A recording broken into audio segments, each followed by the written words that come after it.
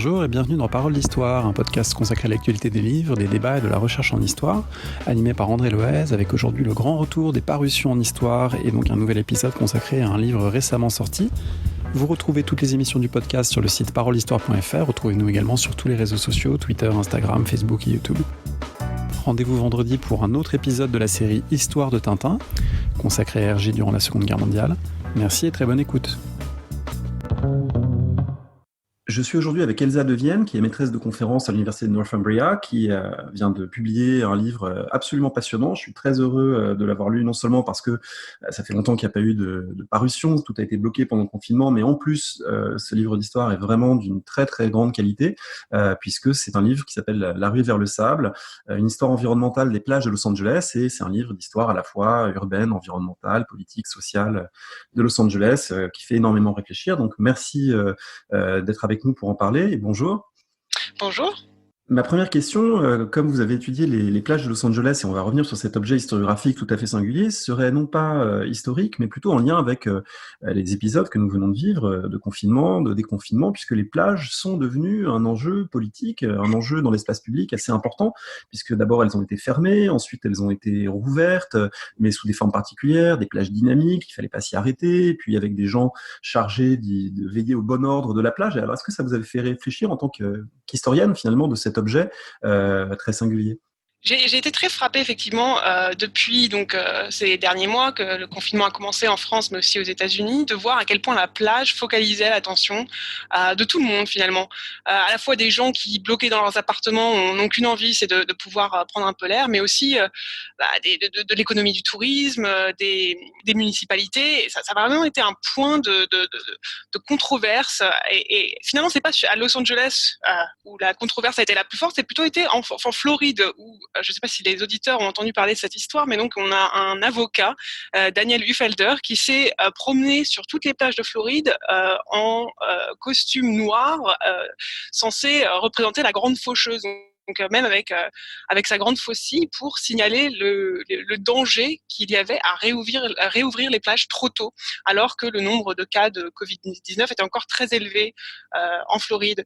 Donc cette mise en scène de cet avocat a vraiment attiré maintenant l'attention parce que je crois que ça mettait en valeur à quel point la plage, en fait, comme territoire, a une force de représentation, de mise en représentation, de mise en tension, d'enjeux qui sont plus larges, évidemment, qui correspondent à l'ensemble de la société, qui mettent en jeu des choses qui bien plus larges que simplement la plage.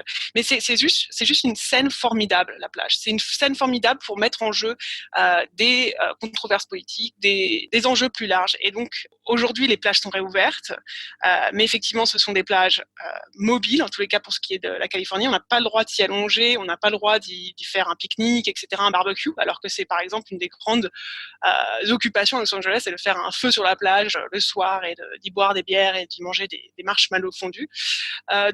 Et en même temps, la plage dynamique correspond très très bien aussi avec l'éthos du corps à Los Angeles qui doit être constamment en mouvement, bronzé, huilé.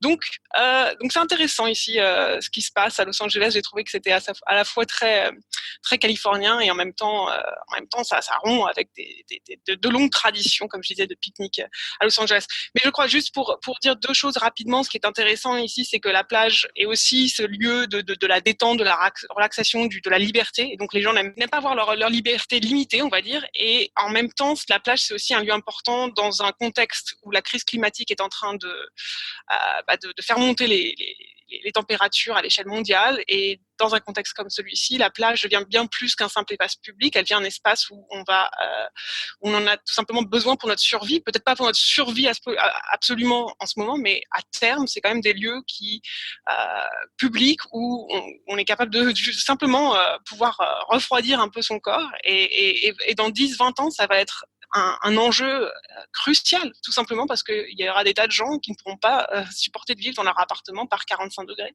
Et ça, il faut vraiment se rendre compte que l'été, dans des lieux comme Los Angeles, comme Paris, dans 20-30 ans, ça va être insupportable d'y vivre. Donc, des espaces comme la plage, mais aussi, bien sûr, les parcs vont être essentiels pour la vie de tous les jours. Alors la période actuelle, elle renvoie aussi à quelque chose que vous travaillez dans votre livre, c'est-à-dire la tension entre l'hédonisme et l'ordre, le lieu du plaisir, la plage, mais aussi un lieu qui est traversé d'injonctions à l'ordre, au contrôle de l'espace, au contrôle des corps, au contrôle des comportements. C'est quelque chose donc qui est présent dans votre travail. Je voulais vous demander comment vous êtes venu à cet enjeu des plages à Los Angeles. Qu'est-ce qui est à l'origine de cette recherche? Alors à l'origine, c'est un master de recherche que j'ai soutenu à l'EHESS sous la direction de Papendiaï. Et à l'époque, je m'intéressais à la question de la ségrégation des lieux de loisirs aux États-Unis.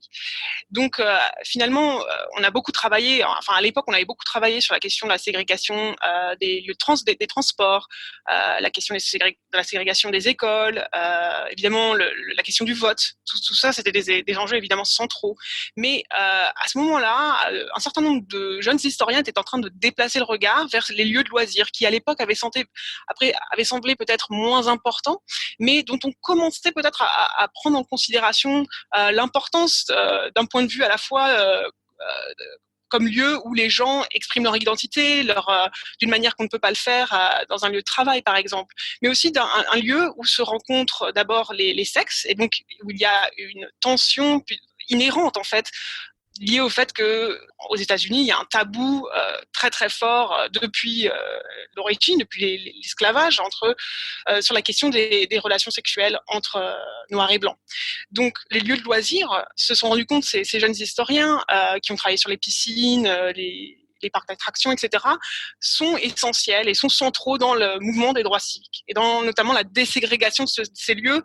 La déségrégation de ces lieux va générer des émeutes, des incidents extrêmement violents et énormément aussi tout simplement de manifestations, de protestations pour qu'ils soient ouverts à toute la population. Donc à ce moment-là, j'ai commencé à regarder un peu à l'étendue de tous les lieux de loisirs qu'on pouvait prendre en considération, et les plages ont retenu mon attention parce que c'est des lieux qu'il est tout simplement très difficile de ségréger. Ou ségréguer, hein, il y a différentes... Les gens utilisent ségréger ou ségréguer. Comment est-ce qu'on peut diviser une plage entre noir et blanc? C'est quand même extrêmement complexe.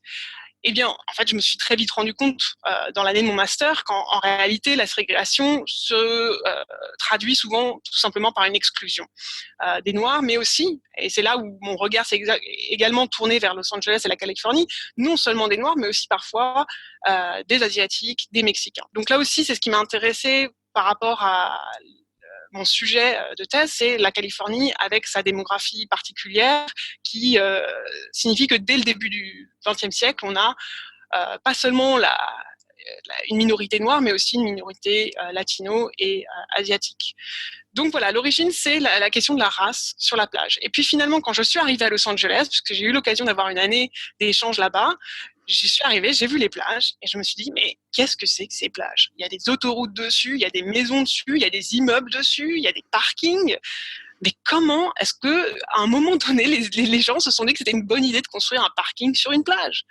Et de là, ça m'a conduit à aller à la Société historique de Californie du Sud, de Santa Monica, la bibliothèque de Santa Monica. Et là, autre moment un peu eureka, j'ai vu les photographies de Santa Monica, qui est donc une petite ville au sein de la métropole de Los Angeles, qui est très connue pour ses plages. Au début du XXe siècle, fin XIXe, les plages sont très étroites. Vraiment rien à voir comparé à celles qu'on voit aujourd'hui quand on va à Santa Monica. On est vraiment frappé parce que c'est des plages immenses.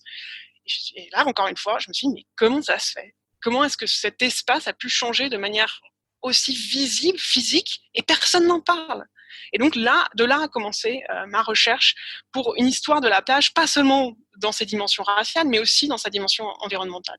Du coup, votre recherche, elle porte la trace de cette double origine, puisque le sous-titre, c'est une histoire environnementale des plages, mais comme j'ai dit au départ, c'est bien plus qu'une histoire environnementale, même si cette histoire environnementale, elle est tout à fait clé. Du coup, comment vous avez travaillé? Est-ce qu'il y a des archives des plages et comment vous avez réussi à vous débrouiller? Parce qu'en vous lisant, on comprend qu'il y a un enchevêtrement administratif très compliqué entre la ville, les villes d'ailleurs, l'État, le comté, les différentes commissions d'urbanisme qui s'occupent de ça. Est-ce que ça a été compliqué pour vous de un peu d'identifier les acteurs et leurs archives qui permettent d'avoir accès à cette histoire? Alors, il n'y a effectivement pas d'archives de la plage, et ça, c'est un aspect qui a été assez compliqué dans ma recherche, puisque j'ai dû me rendre finalement à plus d'une dizaine, voire une vingtaine, je n'ai pas compté, de lieux d'archives.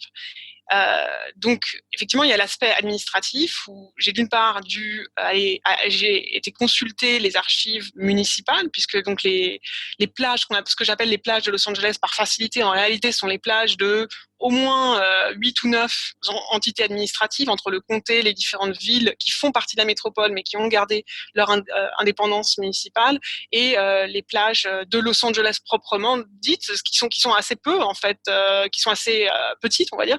La plage de Venise, la plage de San Pedro. Donc, là où j'ai eu de la chance, en un sens, c'est que pour tous les étudiants qui m'écoutent en ce moment, ou les gens qui sont à la recherche d'un nouveau lieu de recherche, c'est que quand on fait l'histoire environnementale, en fait, on est rarement confronté à un problème de source, puisque, en tous les cas, pour les plages, elles ont généré une masse d'archives, du côté notamment des ingénieurs, par exemple. Mais de manière générale, de tous les scientifiques et de tous les maires, les personnels administratifs, tout simplement parce que ce sont des espaces naturels complexes, dont l'érosion devient très vite un gros problème à partir des années 20, années 1930, dont la pollution pose aussi un énorme problème. Donc elles ont généré une masse administrative énorme que j'ai assez vite pu repérer grâce à un lieu d'archives très important qui à l'époque était à l'université de Berkeley et maintenant a déménagé à Riverside, qui est le Water Resource Center Archive, donc littéralement un lieu d'archives sur l'eau en Californie et dans l'Ouest en général, où là j'ai pu repérer assez vite en fait les archives de ce lobby des plages. Donc ce que j'appelle un lobby des plages, c'est-à-dire un ensemble de gens très intéressés par les enjeux sur les plages, donc à la fois des gens, on va dire des propriétaires d'hôtels, etc., donc des gens du milieu privé, mais aussi des gens, des personnels administratifs, qui se rendent bien compte que les plages sont essentielles à la survie et à l'économie locale, et vont se positionner en tant que lobby pour aller à Sacramento et demander de l'argent pour aménager les plages, les nettoyer, etc. Et donc ce lobby des plages qui se transforme, ça devient une association avec tel nom dans les années 1920, puis qui se transforme avec un autre nom dans les années 1940. Hein. Donc c'est pour ça que je garde cette appellation un petit peu nébuleuse de lobby des plages. Eh bien, ils ont fait des conférences, ils ont sorti des bulletins mensuels, etc., des livres, des tas de choses, quoi. J'avais énormément d'archives de ces ingénieurs, des rapports. Alors là, j'en avais mais tout ce que je voulais. Et puis, et là, on se retrouve aussi avec des sources assez marrantes pour un historien, puisqu'on se retrouve avec des sources vraiment qui sont de l'ordre de l'écologie, quoi, on a le nombre de mètres de cubes de sable, on a des photos de laboratoires qui essaient de reproduire une plage en miniature pour voir qu'est-ce que ça va donner si on met une jetée ici et si on met un brise-lame là. Donc ça, c'était assez fascinant, et du coup, ça m'a beaucoup facilité la tâche. Mais sinon, vraiment, j'ai été chercher dans tous les recoins, parce que les plages, on va les trouver aussi du côté de la police, on va aussi les retrouver du côté des autobiographies. Donc Avec des sources privées également, notamment cet album photo de Verna Williams que vous citez, dont vous montrez une photographie dans votre ouvrage, qui permet aussi de faire référence à l'expérience vécue des plages par les individus. Oui, la bibliothèque de Los Angeles a entrepris une série d'histoires orales au début des années 2000, il me semble, de manière à essayer de diversifier les entretiens qu'ils avaient d'individus, en prenant en compte donc les voix d'Africains-Américains, d'Asiatiques américains. C'est une expression un peu étrange, de latinos. Et donc, ils ont demandé à ces individus aussi de partager, s'ils le voulaient bien sûr, leurs albums familiaux, leurs photographies familiales. Et donc, Verna Williams, ça c'est un des témoignages dont je me suis beaucoup servie, parce que c'était une jeune femme d'origine, sa famille vient du Texas, déménage à Los Angeles dans les années 30, comme beaucoup d'Africains-Américains pendant tout le XXe siècle, qui essaient de qui quittent le Sud et ses lois Jim Crow, ses lois de ségrégation, avec l'espoir d'avoir une vie meilleure et d'être moins soumis au racisme à Los Angeles, mais aussi ailleurs. Et c'est une jeune femme qui arrive, elle a 20 ans, et elle va profiter à fond de la vie en Californie du Sud. Elle va à la plage tous les après-midi dès qu'elle peut. C'est là qu'elle va avec son petit ami, futur mari. Donc je me suis beaucoup servie de son témoignage. Et elle raconte qu'évidemment qu'elle ne peut pas aller sur toutes les plages de Los Angeles. Votre livre débute avec quelque chose qui pourra surprendre. Aujourd'hui, quand on pense à Los Angeles ou si on y allait, c'est le fait que ce n'est pas à l'origine une ville de bord de mer. La plage ou l'espace maritime n'y est pas valorisé. On va plutôt à Pasadena, à l'intérieur des terres. La mer n'a pas vraiment de centralité. Et cette mer et ce rapport à la mer, il s'est construit progressivement. Venice Beach, par exemple, construite entre 1900 et 1905. Au début du XXe siècle, la ville se tourne progressivement vers la mer, en lien aussi, bien sûr, ensuite avec une explosion démographique. Est-ce qu'on peut dire brièvement de quelle façon s'est fait ce déplacement vers le West Side, vers le littoral de la ville de Los Angeles? Los Angeles, effectivement, est fondée. C'est une ville en quelque sorte continentale, à une vingtaine de kilomètres du littoral. Le tourisme, à la base, qui est une économie essentielle, qui est une industrie essentielle pour la région, est plutôt un tourisme pour des gens malades qui s'y rendent pour le climat et donc qui vont plutôt préférer les vallées intérieures. Puisque pour tous ceux qui sont allés à Los Angeles, vous le savez, le littoral, en fait, le temps n'y est pas toujours très très bon. On a beaucoup d'humidité, notamment l'hiver. Et donc ce déplacement, il se fait plus tard. Il se fait, on va dire, dans les années 1910-1920. D'une part parce que il y a cet attrait pour la mer qui a été décrit par Alain Corbin, par exemple, qui est similaire aussi à Los Angeles, mais aussi parce qu'il y a ce développement d'une culture à la Coney Island. Donc vraiment sur le modèle de ce grand parc d'attractions de New York, on va des grands magnats des chemins de fer vont construire des parcs d'attractions pour valoriser leur nouvelle voie ferrée, en fait. Parallèlement à cela, on va avoir une attraction vers la mer qui est plutôt de l'ordre des classes supérieures qui, elles, veulent un mode de vie sain, vraiment dans une perspective de, voilà, on peut travailler au bureau et en même temps avoir une vie avec le bon air de marin, voilà, une vie sportive, athlétique. C'est très, très important dans le Los Angeles du début du XXe siècle et jusqu'à aujourd'hui, évidemment. Et puis en même temps, on a aussi, c'est vraiment aussi une stratégie des promoteurs immobiliers qui vont essayer de tirer Los Angeles vers la mer parce qu'ils vont y développer, tout simplement, y aménager des développements résidentiels. Et donc, ils vont essayer d'attirer ces Angelins vers la mer pour leur vendre des maisons, des terrains, etc. Puisque l'immobilier est aussi la deuxième grosse industrie de Los Angeles. Et la troisième raison, c'est parce que Los Angeles, on le sait, a une morphologie assez unique, enfin à l'époque assez unique, elle est très étendue, mais c'est pas le cas dans les années 1920, pas encore du moins.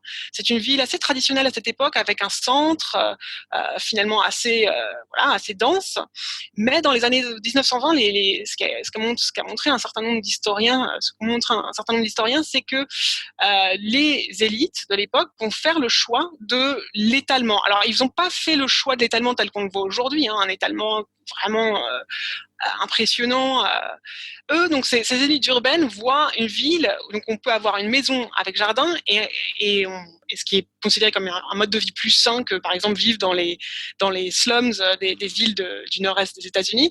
Et en même temps, voilà, ce serait des lieux où il y aurait des sortes de mini petits centres urbains où on aurait tout ce qu'il faut, donc les commerces, etc. Or, c'est pas tout à fait ce qui va se passer à Los Angeles puisque finalement l'étalement urbain va être complet. Les petits noyaux urbains que ces élites avaient pensés vont très vite en fait se déliter de telle sorte qu'en fait voilà, on arrive avec la situation de Los Angeles aujourd'hui où les commerces et les lieux résidentiels sont assez mélangés et on a cette impressionnante densité assez faible et cet étalement urbain, cette ville horizontale. Et donc, le déplacement vers le Pacifique contribue à cette dynamique d'étalement urbain qui commence donc vers la fin des années 1900. On voit au passage à quel point nos collègues qui enseignent l'histoire et la géographie trouveront des matières à réflexion sur voilà, l'histoire de la ville et les formes que prennent les villes dans votre ouvrage. Cette plage qui s'invente donc dans les années 1910-1920, elle s'invente au croisement de plusieurs références. Vous avez parlé de Coney Island tout à l'heure, mais finalement la Californie va assez vite créer une culture de plage originale, notamment parce qu'on est aussi avec une ouverture pacifique et qui a l'influence de Hawaï, aussi parce qu'il y a Hollywood. Autrement dit, il y a quelque chose un peu qui va synthétiser en Californie des influences différentes pour créer, dites-vous, une culture de plage particulière, originale, et qui devient ensuite un modèle mondial, cette culture de plage californienne. Oui, je crois qu'on on ne peut pas nier le fait que tous, à travers le monde, on est influencés par le modèle californien, que ce soit parce qu'on a vu Alerte à Malibu quand on était jeune, ou parce qu'on a des souvenirs de Venise et de ces jeunes femmes en bikini en train de faire du roller sur la plage.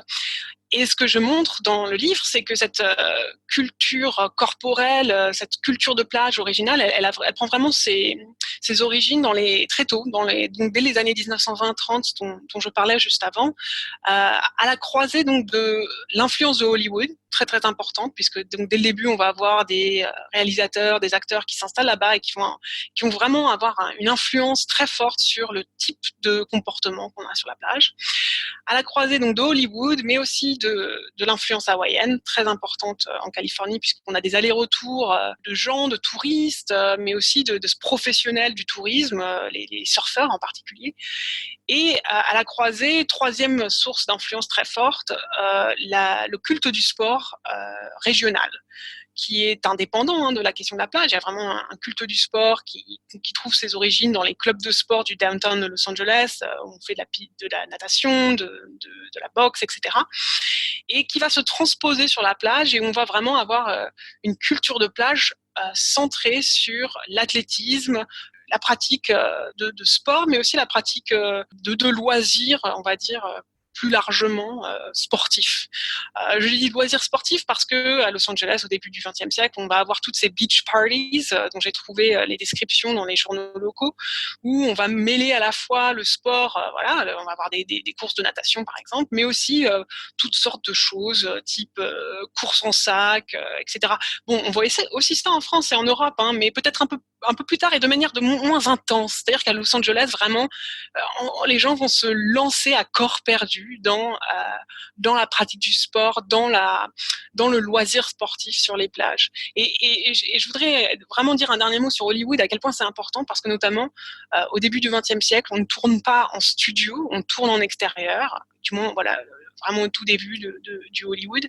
Et donc, les réalisateurs vont être attirés comme des abeilles sur le miel par le littoral. Ils vont y tourner toutes sortes de films, et ces films vont souvent mettre en valeur l'aspect sportif et l'aspect corporel, évidemment, puisque une des raisons pour laquelle ils sont très attirés par le littoral, il faut bien le dire quand même, c'est parce qu'ils peuvent y filmer des jeunes femmes en maillot de bain, ce qui évidemment plaît toujours aux spectateurs. Une plage donc qui est attirante, mais cette attraction elle-même va provoquer son lot de tensions, puisque ça va faire aussi qu'un public indésirable, aux yeux de certains, va venir à la plage, que les Africains-Américains vont chercher à profiter également des plages, qu'il va commencer à y avoir des tensions entre les usagers, et du coup, ces tensions vont générer aussi un besoin d'ordre, même si on ne peut pas légiférer simplement sur les plages. C'est pas un espace urbain comme un autre. On ne peut pas ségréguer, vous l'avez dit au départ, une plage comme on peut le faire d'un bus ou d'un immeuble ou d'un restaurant. Du coup, il y a une tension qui va apparaître aussi au cours de ces années 20 et 30 entre le besoin de profiter de la plage et le besoin aussi de l'ordonner, et de l'ordonner aussi d'un point de vue social et racial. Oui, la volonté, le désir de légiférer la plage apparaît au moment où il y a des résidents permanents sur la plage. Tant que la plage est un lieu où l'on se rend, où il n'y a pas, c'est vraiment un lieu de visite, de tourisme, où il n'y a pas de résidents permanents, finalement, les autorités laissent un petit peu faire ce qu'on veut. À partir du moment où donc ces stations balnéaires deviennent des villes résidentielles au sens plein du terme. Alors là, dans les années 20-30, il va y avoir une modification où les élites de ces petites villes vont commencer à exiger qu'il y ait de l'ordre sur la plage. Et le problème, évidemment, c'est que les plages, elles sont immenses. Les policiers, pas tant que ça.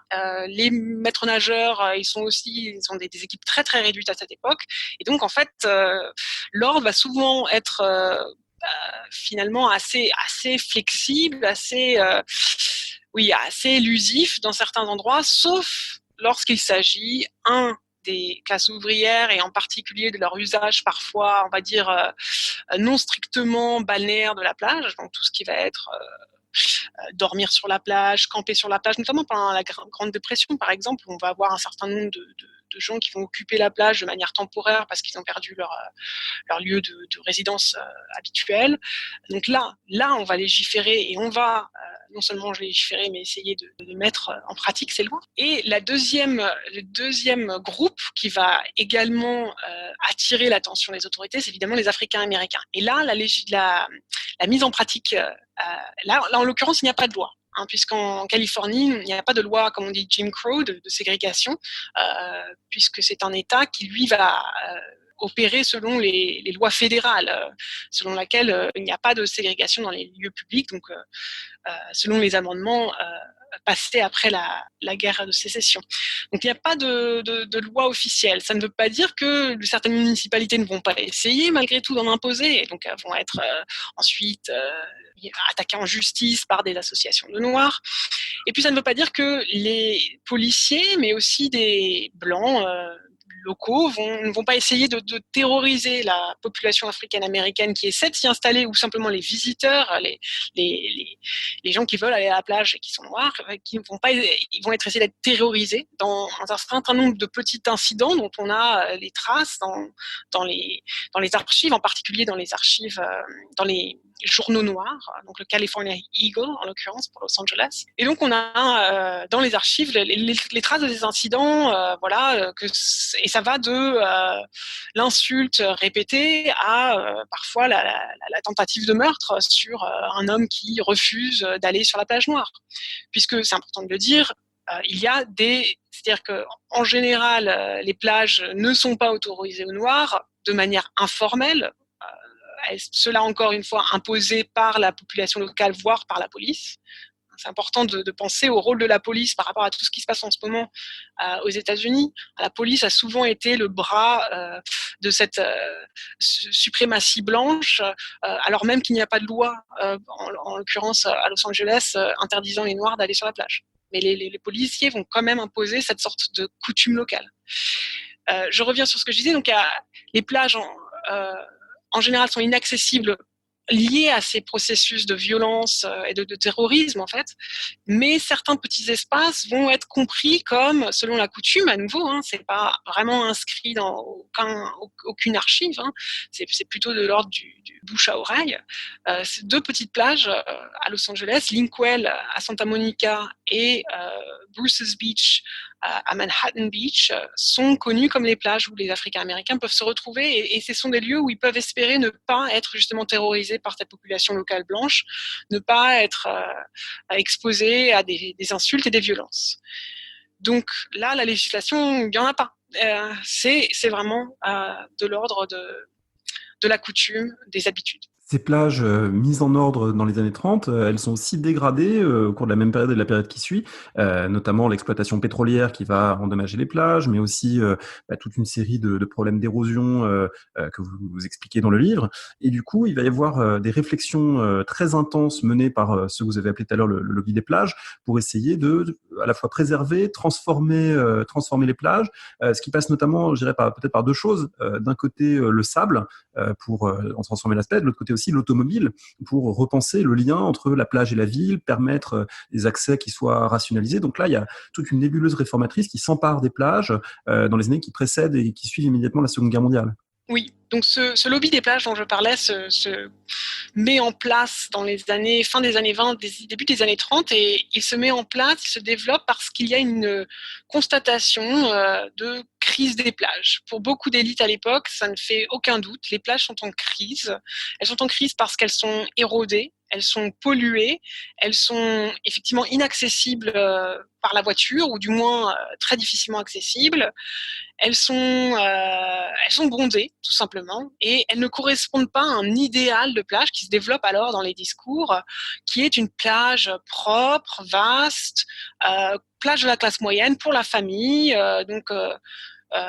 qui va avoir des aménagements nécessaires pour cette classe moyenne qui se voit de plus en plus selon un certain nombre de critères hygiéniques, etc. Donc des plages où on voudrait avoir un lieu pour se changer, les fameuses bathhouses, et puis un lieu aussi pour faire ses besoins, un parking, etc. Donc il va y avoir cet idéal de la plage moderne qui se développe à l'époque, notamment en relation avec ce qui se fait à l'Est, notamment Jones Beach, qui est une plage du fameux administrateur de parc Robert Moses, qui est très connu par certains pour avoir développé des centaines de parcs à New York. Et les Californiens et le lobby de Los Angeles va tout faire pour essayer de copier ce modèle de Jones Beach à Los Angeles. Jones Beach, justement, c'est aussi un exemple intéressant parce que c'est la première plage artificielle, du moins de ce que j'en ai vu dans les archives, aux États-Unis. À la base, c'est un banc de sable finalement assez peu attirant, et Robert Moses va la transformer en grande plage de sable très vaste grâce à l'apport artificiel de sable. Et ça, c'est le premier exemple qui va un petit peu faire tilter chez les ingénieurs californiens. Ils vont se dire, mais finalement, pourquoi on ne tente pas ça à Los Angeles, notamment sur nos plages érodées. Et donc, dans cette période, l'ingénieur des plages de Los Angeles, qui a produit, lui, énormément d'archives, va commencer à faire circuler ces rapports où il propose de déplacer des tonnes de sable qui sont sur des dunes naturelles au sud de la ville et qui appartiennent à la ville. En plus, c'est assez pratique puisqu'on n'a pas besoin de payer. Et il va proposer cette idée d'en déplacer des tonnes sur les plages érodées de Santa Monica et de Venice en particulier. Alors, les déplacer d'abord, l'idée c'est par camion, puis ce sera par voie hydraulique. En tous les cas, au début, ce ne sont que des rapports, puisque dans les années 30, 40, il n'y a pas trop d'argent pour ce genre de travaux. Puis pendant la guerre, il va y avoir un énorme, un hiver vraiment terrible du point de vue des tempêtes. Et l'érosion va être tellement mauvaise qu'on va, pendant la guerre, alors à un moment où effectivement, normalement, c'est pas vraiment l'urgence, les plages, on va avoir un premier rapport artificiel de sable sur les plages de Santa Monica et de Venise, qui va être un succès. Le sable va rester en place, parce que c'est évidemment des grands soucis des ingénieurs, c'est est-ce que le sable va rester en place ou est-ce qu'il va être absorbé par la prochaine tempête, par le prochain hiver. Or, en Californie, ils sont assez chanceux parce que pour tout un tas de raisons dans lesquelles je ne rentrerai pas en détail, le sable tend à rester. C'est moins le cas aujourd'hui en lien à la crise climatique et la montée des eaux. Et puis dans l'après-guerre surtout, la Californie va être cet État extrêmement puissant, extrêmement dynamique économiquement, et donc l'État de Californie va se retrouver avec un surplus d'argent qu'il va en partie déverser, on va dire, vers les plages.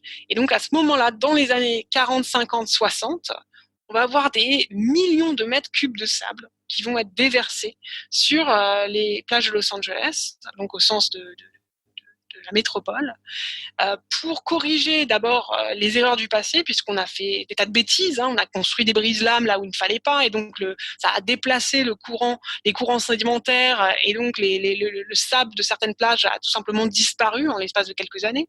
Donc on corrige les erreurs, et en même temps, on en profite pour, tout simplement élargir les plages pour en faire des plages dignes d'une métropole en pleine explosion démographique. Donc vraiment là, les ingénieurs vont penser très très grand et ils vont élargir parfois de 2, voire 3, voire 4 fois la taille initiale des plages. C'est vraiment un moment de transformation spectaculaire et dont on n'a pas conscience aujourd'hui. Si on va à Los Angeles, personne ne raconte cette histoire. Pourtant, voilà, ces plages, elles étaient très étroites et en l'espace de quelques années, elles sont immenses, dignes d'une métropole qui se veut grande métropole américaine, voire mondiale. Et encore une fois, le sable va rester. Le sable y est toujours aujourd'hui. Bon, aujourd'hui, il y a d'autres problèmes. On pourra en parler.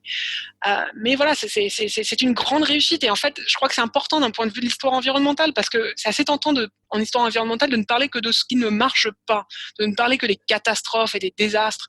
Mais parfois, il faut le dire, les transformations que les humains ont fait sur l'environnement, ça marche. Et ça marche sans, on va dire, conséquences catastrophiques pour l'environnement. Du moins à Los Angeles, les conséquences sont assez peu catastrophiques, finalement, sauf peut-être pour quelques espèces d'oiseaux qui vivaient dans les lieux où il y avait les dunes, dont on a pris le sable. Mais globalement, c'est un succès pour tout le monde, pour les habitants qui ont plus d'espace public, plus de plages publiques pour aller s'amuser, pour la ville, donc un grand succès pour la ville et pour ses habitants qui peuvent en profiter jusqu'à aujourd'hui. Important aussi dans une perspective historiographique parce que Los Angeles a sa propre historiographie, notamment très marquée par le livre de Mike Davis, City of Quartz, qui a une vision très sombre de l'histoire, qui décrit finalement la construction d'une sorte de cauchemar urbain irréparable et de tensions inexpiables entre les communautés, etc. Et du coup, là, vous prenez ici et à deux endroits dans le livre un peu le contrepoint de ce récit peut-être trop linéaire ou trop sombre d'une histoire de Los Angeles. Non, la vision de Mike Davis de Los Angeles, c'est une vision très noire, qui était importante, je pense, au moment où il a publié son livre, puisqu'on avait souvent une vision un peu trop rose de Los Angeles comme espace débarrassé, on va dire, des pesanteurs raciales, par exemple, et sociales, de lieux vraiment où c'était réinventer la ville et c'était réinventer la société.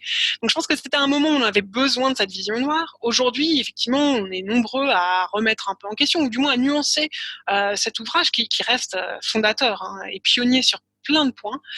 Mais d'un point de vue de l'environnement, effectivement, les plages, c'est un peu un angle mort, ou du moins un angle où Mac Davis ne voit qu'une chose. Il voit le rapport des années 30 produit par la société Olmsted et Bartholomew, qui pour lui est une occasion manquée. Ce rapport de 1930 est en réaction à cette fameuse crise des plages dont je parlais, et ces sociétés d'architectes et d'urbanistes vont proposer de créer une sorte de grande zone verte à Los Angeles, qui également sur les plages, donc de zones jaunes, je ne sais pas comment on les appellerait. Enfin, en tous les cas, de mettre en valeur ces espaces publics, parcs, plages, etc. Or, effectivement, ce plan tombe dans l'oubli très largement et n'est pas mis en place. Ce que Mike Davis ne dit pas, c'est qu'en réalité, quelques années plus tard, dans les années 40, donc après la Seconde Guerre mondiale, ce lobby des plages dont je parlais reprend à son compte ce même rapport, ces mêmes demandes vis-à-vis des villes, et un certain nombre d'entre elles, de ces demandes, vont être mises en œuvre après la Seconde Guerre mondiale. Donc là, il ne voit pas du tout cet aspect-là. Et donc ça, c'était un point un peu où je voulais nuancer Mike Davis et montrer qu'en réalité, la Californie du Sud, qu'on associe à que des désastres écologiques, Los Angeles est une erreur en fait, une aberration urbaine, un monstre de ciment et de béton. Bien, pour ce qui est des plages, en réalité, Los Angeles et la Californie du Sud sont des pionnières. Elles sont vraiment à la pointe de l'aménagement des plages et de la mise à disposition de ces plages pour le public. Puisque ça, c'est important aussi de le rappeler, les plages à Los Angeles sont des immenses espaces publics. Certes, il y a des espaces privés, notamment à Malibu, qui est un problème récurrent, mais malgré tout, les plages de Santa Monica, de Venice, de Redondo Beach, etc., ce sont des plages publiques où tout le monde peut se rendre. Et ça, c'est pas le cas dans le nord-est, c'est pas tellement le cas dans le sud non plus. C'est vraiment une particularité de la Californie et d'autres États de la côte ouest. La période de la Deuxième Guerre mondiale, alors moi comme historien de la guerre, je l'ai trouvé passionnant parce qu'il y a une tension, là encore, entre le littoral comme lieu de crainte d'une attaque japonaise et puis en même temps le lieu du repos, notamment des soldats en permission, etc. Après cette guerre, parce qu'on ne peut pas tout évoquer, le livre est d'une grande richesse, après cette guerre, il y a un moment très important aussi, ce sont ces années 50, où la plage va achever finalement de trouver ses valeurs, ses formes, non seulement sur le plan des aménagements, de l'environnement qu'on vient d'évoquer, mais aussi sur le plan de la culture du corps, la culture du propre, la culture du muscle, la manière dont la jeunesse va s'emparer de la plage à travers le spring break. Il y a toute une série peut-être de nouveaux rituels de plage qui se mettent en place, prolongeant cette culture de plage qui a émergé dans les années 30 et qui finalement viennent prolonger, l'approfondir, la redéfinir dans les années 1950. Ce que je dis dans le livre, c'est que dans ces années-là, l'Amérique est obsédée par les plages californiennes. Il y a vraiment quelque chose qui se passe à ce moment-là, puisque que ce soit dans les films, dans les magazines, dans les romans, les gens ont vraiment une obsession pour cette plage. Elle est partout. On la retrouve partout. Et c'est une plage qui est animée de corps jeunes, bronzés, blonds souvent, bruns parfois, mais en tous les cas toujours blancs, ça c'est sûr. Et c'est une plage qui va incarner une modernité corporelle, cette nouvelle Amérique, cette Amérique moderne, triomphante de l'après-guerre. Elle va incarner aussi le consumérisme, l'abondance de ces années-là. Elle va incarner la liberté à travers la figure du surfeur. Et en même temps, évidemment, on commence à voir un petit peu cette ombre de rébellion qui va va devenir de plus en plus clair dans les années 60 puis dans les années 70. Donc voilà, elle va incarner tout un ensemble de valeurs globalement très positives à un moment où, on va dire, pour prendre un peu une focale plus large, de toute manière, un grand nombre d'Américains effectivement migrent vers la Californie, vers cet État qui est associé à la modernité, au futur, à l'abondance, à une forme oui, d'Amérique du futur et d'Amérique de la consommation et de l'American Dream. Ce qui suppose aussi peut-être de faire disparaître des enclaves venant un peu troubler cette image. Je pense en particulier à ce que vous expliquez de Ocean Park, cette enclave très originale qui va progressivement être supprimée. Notamment, on trouve une sous-culture gay, à la fois visible et invisible, latente, on pourrait dire, et qui devient indésirable dans ce contexte et qui va progressivement disparaître.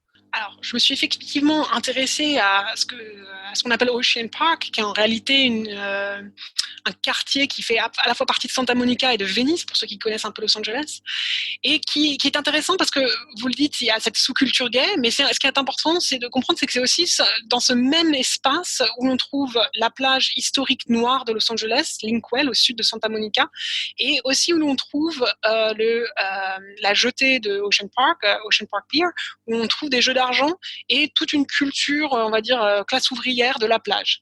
Donc, sur cet espace assez délimité, se trouvent toutes ces sous-cultures et ces groupes de population qui n'entrent pas tout à fait, voire pas du tout, disons-le clairement, dans ce que les élites et ce lobby des plages envisagent comme les visiteurs de plage que l'on veut, comme groupe pour lequel on a aménagé les plages.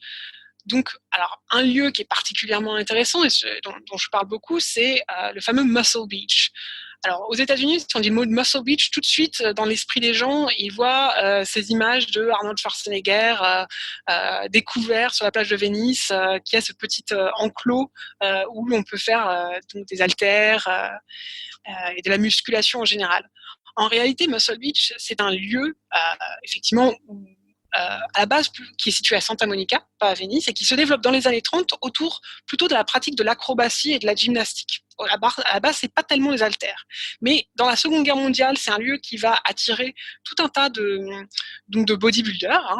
C'est les premiers bodybuilders qui s'assument comme tels. Et Muscle Beach va devenir une sorte de cirque à ciel ouvert, où tout le monde est invité à participer et à être spectateur, et où se retrouvent des gens de Hollywood, des gens du milieu du sport, des acteurs, des danseurs, tout ce petit peuple, on va dire, qui gravite autour de Hollywood. Et ça va devenir un des grands lieux d'attraction de Santa Monica et de Los Angeles en général. Tout le monde aux États-Unis, dans les années 50, sait à peu près ce que c'est que Muscle Beach. Pas forcément très précisément, mais ils ont ces images d'hommes et de femmes en train de faire des haltères, huilés sous le soleil, très beaux, en train de faire des pyramides humaines. Ça, c'est la grande attraction de Muscle Beach.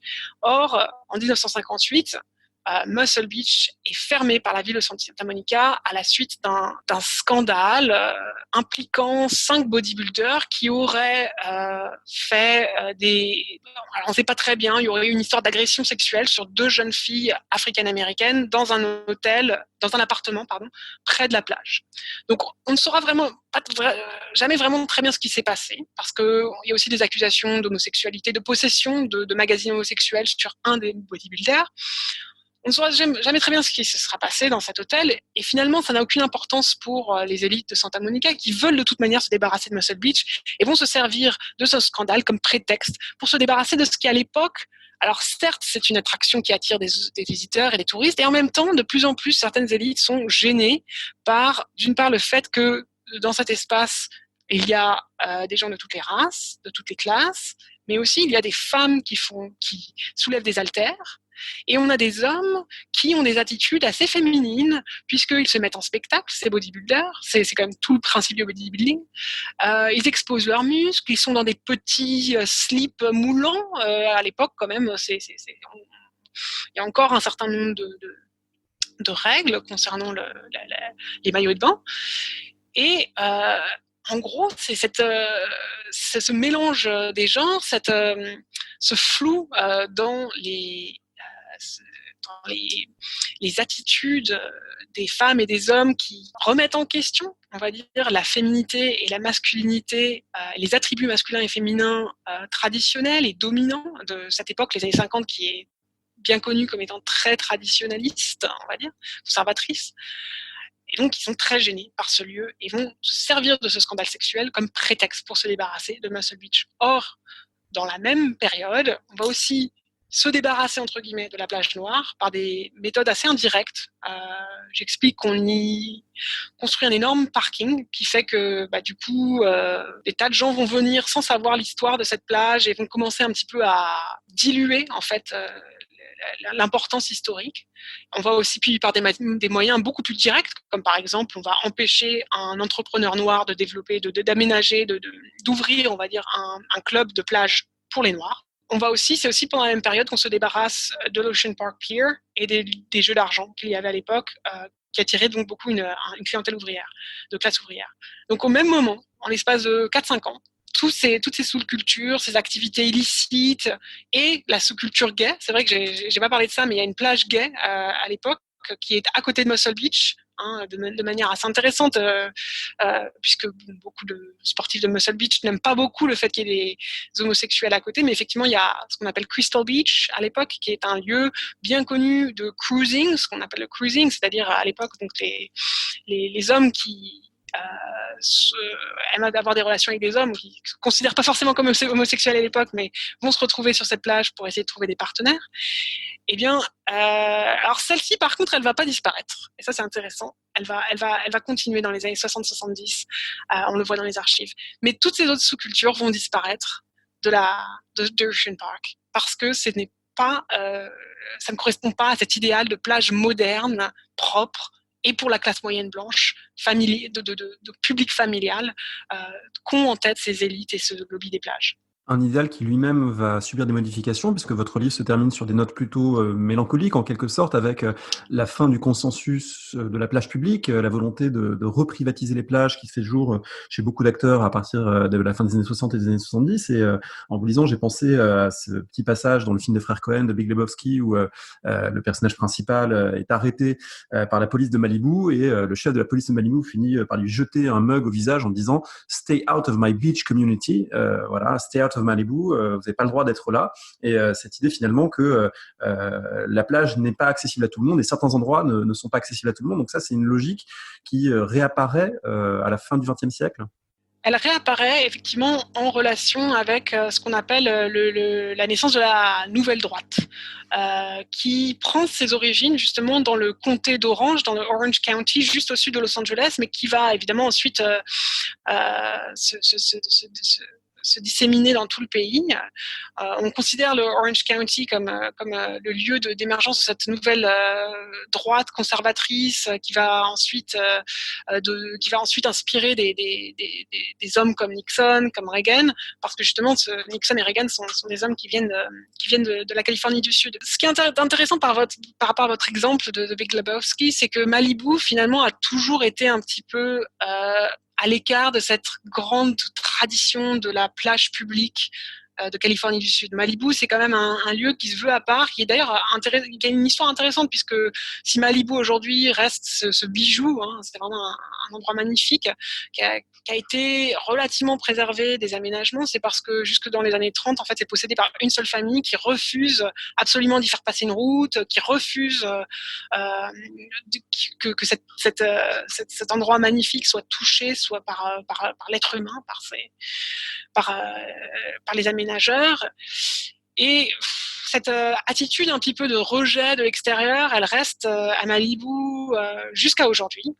Dans les années 50-60, on a beaucoup dans les archives d'histoires de petits clubs de surfeurs qui ont des maisons dans le coin et qui refusent que qui que ce soit ne vienne y surfer.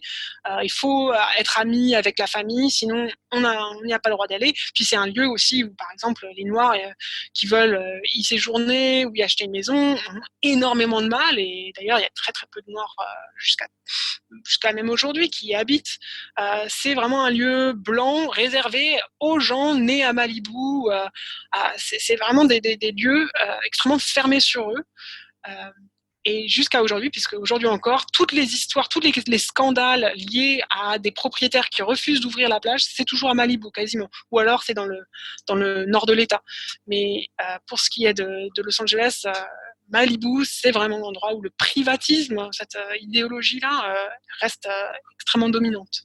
Est-ce que pour terminer, vous voudriez donner un conseil de lecture à ceux et celles qui nous écoutent? De mon côté, je donnerais pas mal de conseils de visionnage, parce qu'évidemment, les plages de Los Angeles, et vous pouvez bien sûr en donner, ont fait l'objet de beaucoup de mise en scène au cinéma et à la télévision. Est-ce qu'il y a des livres que vous voudriez conseiller pour prolonger un petit peu la discussion? Quand on pense à Los Angeles, je pense qu'on pense souvent au grand opus de Mike Davis sur la ville, City of Quartz, mais souvent on oublie un autre grand auteur de la ville de Los Angeles, l'historien de l'architecture Rayner Banham, qui est d'origine britannique et qui, à la fin des années 60, se rend à Los Angeles, tombe complètement amoureux de la ville, décide d'apprendre à conduire juste pour pouvoir comprendre la ville dans sa langue maternelle, comme il le dit.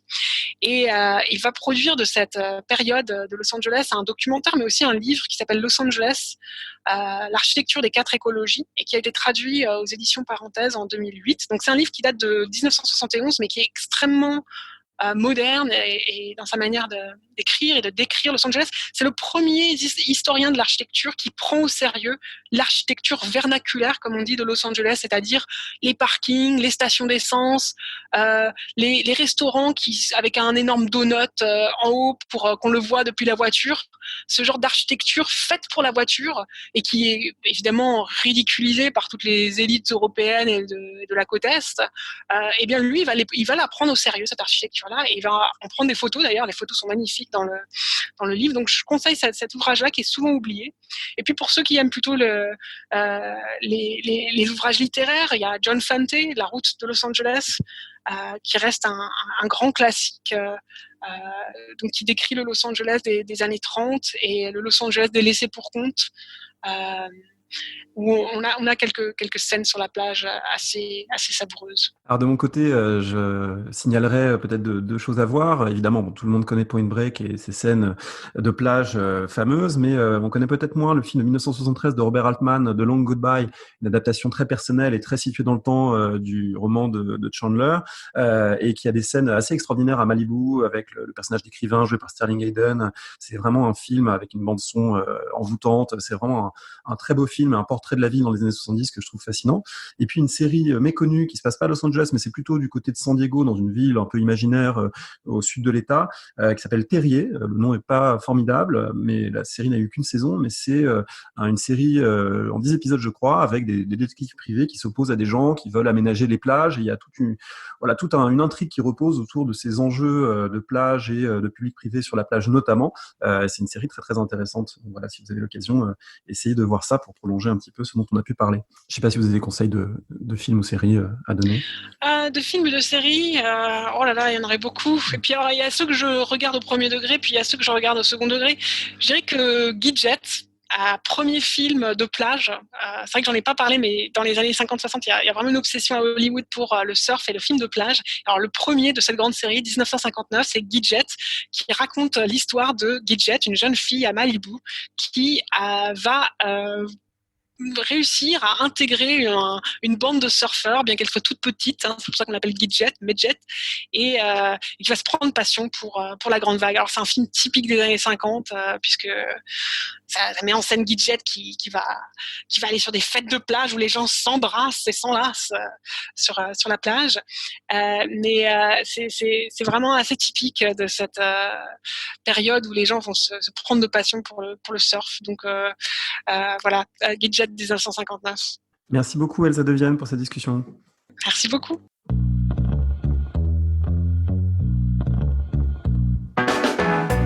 Merci de nous avoir écoutés. Rendez-vous sur le site www.paroledhistoire.fr pour toutes les informations sur le podcast, pour vous abonner, écouter ou télécharger les autres émissions.